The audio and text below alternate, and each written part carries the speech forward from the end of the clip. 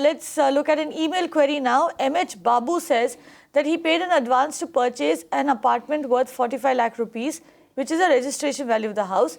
Subsequently, the registration value of the apartment was increased to 66 lakh by the state government. Now, he plans to buy the apartment jointly with his son who is employed. It will be registered in both their names.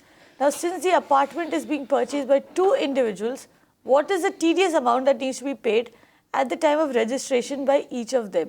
So, I'm guessing what he wants to ask is if they have to pay TDS 2 times or if they just paid once. See, I think there is a little confusion in the query, but let me try to solve that. I think what you are saying is that the value of the property at the time of registration or at the time of paying the advance was 45 lakhs. First of all, that being less than 50 lakhs, there is no liability to TDS because section 194(1)(a) IA, 194(IA) determines the liability to deduct tax at source.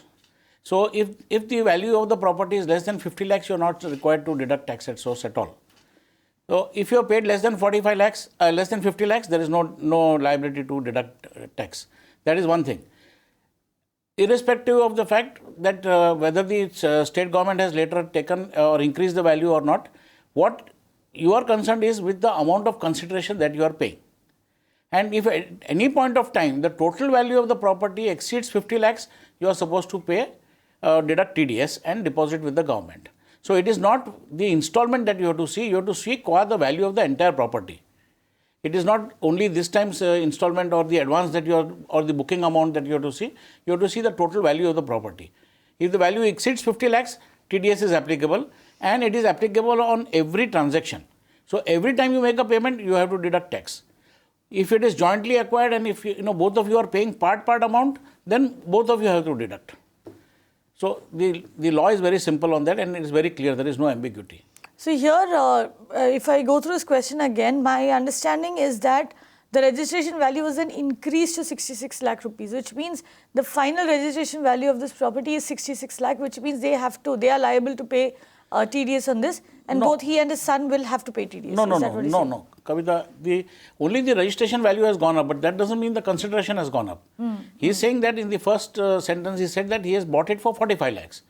Or he has paid an advance of 45 lakhs and no, he says that is also, he's saying is a registration value. Yeah, so that's fine.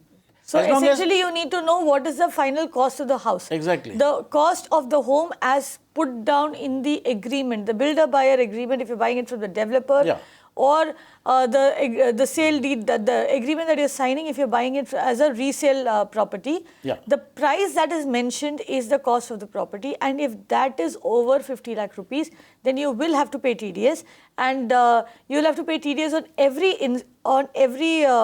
installment or every tranche of payment that you're making towards that property. Also, both of you will have to pay the TDS. So, the 1% TDS will need to be paid by both you and your son. Just one small addition here is what you have to see is not the stamp duty valuation or not the circle valuation, but what is the consideration as per the agreement. What is the amount of money that you are going to pay.